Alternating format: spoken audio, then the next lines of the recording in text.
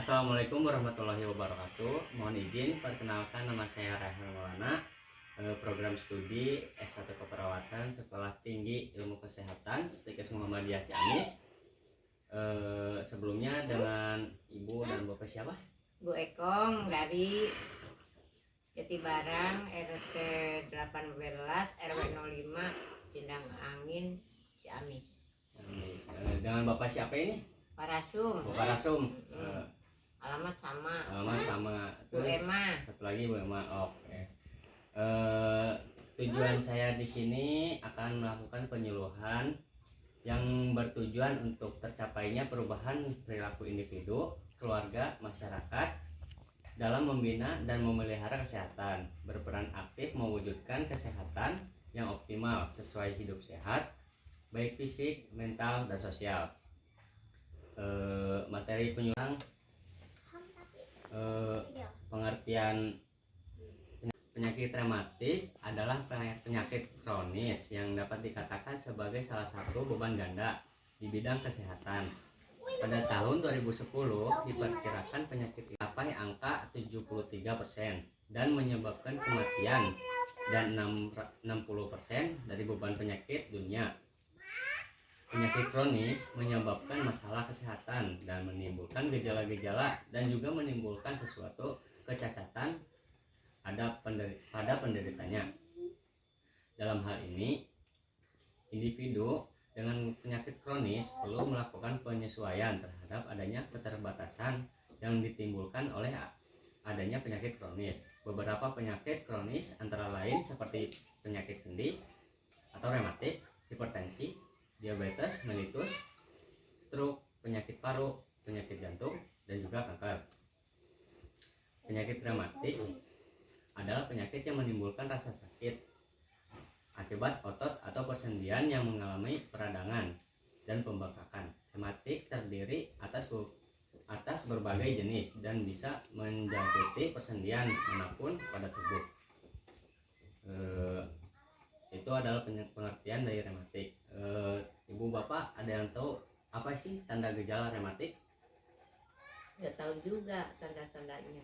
Baik, saya akan menjelaskan tanda gejala rematik. Seseorang dengan penyakit rematik biasanya memiliki tanda dan gejala berupa bengkak, radang pada sendi, terdapat kekakuan pada sendi yang memburuk pada pagi hari dan setelah lama diistirahatkan. Selain gejala pada sendi, biasanya mengidap reumatik artritis atau disebut rematik, juga memiliki kondisi tubuh yang tidak prima, sering kelelahan, lesu, dan lemas. Sering mengalami demam yang tidak dapat dijelaskan. Penyebabnya dan memahami penurunan berat badan. Pada perjalanan awal penyakit, biasanya yang diserang oleh penyakit ini adalah sendi-sendi kecil, seperti jari-jari tangan maupun jari kaki. Dengan seiring berjalannya waktu, penyakit ini akan berkembang dan sendi-sendi yang lebih besar seperti pergelangan tangan, pergelangan kaki, siku, bahu, dan juga panggul akan multi terpengaruh. Kurang lebih 40% pengidap reumatoid artritis atau penyakit rematik memiliki tanda dan gejala yang tidak menimpa persendian, melainkan struktur lain seperti kulit, mata, paru-paru, jantung, ginjal, dan sel-sel saraf, sumsum tulang, dan pembuluh darah. Tanda dan gejala ini reumatoid artritis sangat beragam dari tingkat keparahannya dan dapat datang dan pergi. Seiring berjalannya waktu, reumatoid artritis ini menyebabkan deformitas dan pergeseran proses sendi. Di sini juga ada penyebab rematik. Ada yang tahu ibu bapak penyebab rematik itu apa aja? Tidak tahu. Ya, di sini ada beberapa penyebab rematik. Satu, jenis kelamin. Jenis kelamin lebih banyak dialami oleh wanita dibandingkan pria. Hmm. Hal ini karena wanita memiliki hormon estrogen. Hormon ini bisa menimbulkan sistem imun yang tidak baik. Autoimun sendiri adalah kondisi di mana sistem imun salah mengenali dan menyerang jaringan tubuh sendiri, sehingga imun yang seharusnya bertugas melindungi tubuh malah menyerang balik, termasuk menyerang sendi. Tuh. Ada juga genetik, rematik selanjutnya yakni karena keturunan atau genetik. Bila kamu memiliki keluarga yang mengidap rheumatoid arthritis, bisa meningkatkan resiko seseorang yang terkena penyakit ini juga. Turunan Ya, keturunan ibu. Juga obesitas.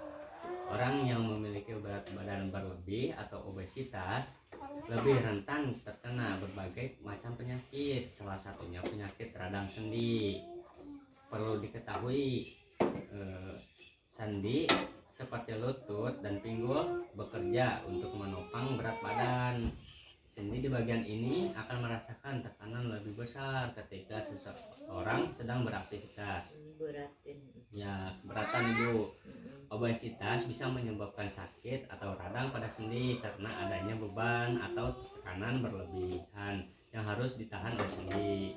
Ada juga faktor lingkungan. Faktor lingkungan bisa membuat seseorang terkena rheumatoid arthritis karena hubungan dengan kekuatan daya tahan tubuh. Faktor lingkungan bisa memicu infeksi oleh virus atau bakteri pada individu yang lemah secara genetik. Hal ini menyebabkan sistem kekebalan tubuh salah arah dan menyerang tubuh sendiri, sehingga terjadi peradangan sendi.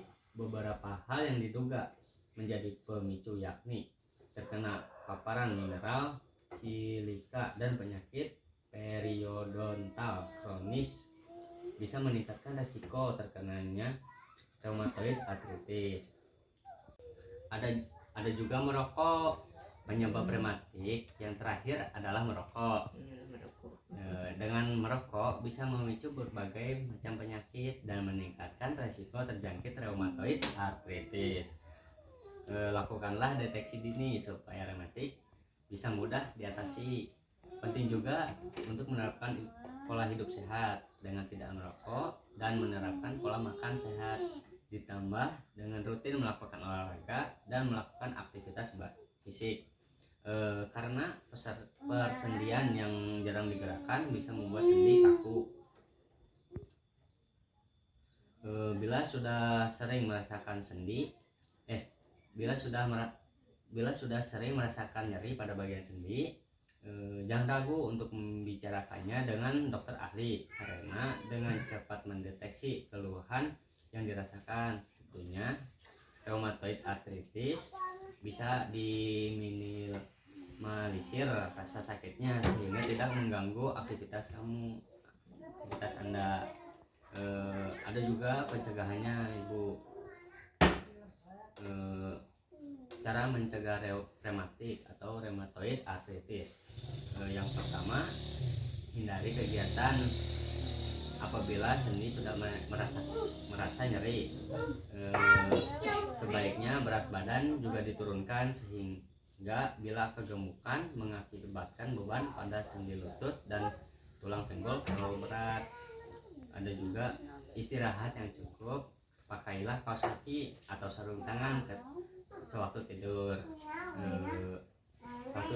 pada malam hari dan mengurangi aktivitas berat secara perlahan-lahan. Satu lagi, hindari makanan dan segala sesuatu secara berlebihan atau terutama segala sesuatu yang mencetus rematik. Begitu ibu. Udah. Dengan materi yang telah saya sampaikan, apakah ibu bisa menjelaskan kembali apa yang tadi saya sampaikan gitu? Penyebabnya? Iya boleh, penyebabnya apa ibu? Penyebabnya satu jenis kelamin, Ya. kedua keturunan, Ya. ketiga apa tadi ya? Lupa. Obesitas juga. Obesitas kesehatan, ada faktor lingkungan, ada faktor lingkungan, dan juga merokok. merokok. Ya. Itu penyebabnya. Nah, berarti ibu sudah paham dengan yang saya sampaikan tadi. Baik, terima kasih ibu bapak atas waktunya. Mohon maaf bila saya ada kesalahan, karena yang sempurna hanya milik Allah. Saya mohon undur diri. Ya Bu. Assalamualaikum warahmatullahi wabarakatuh. Waalaikumsalam warahmatullahi wabarakatuh.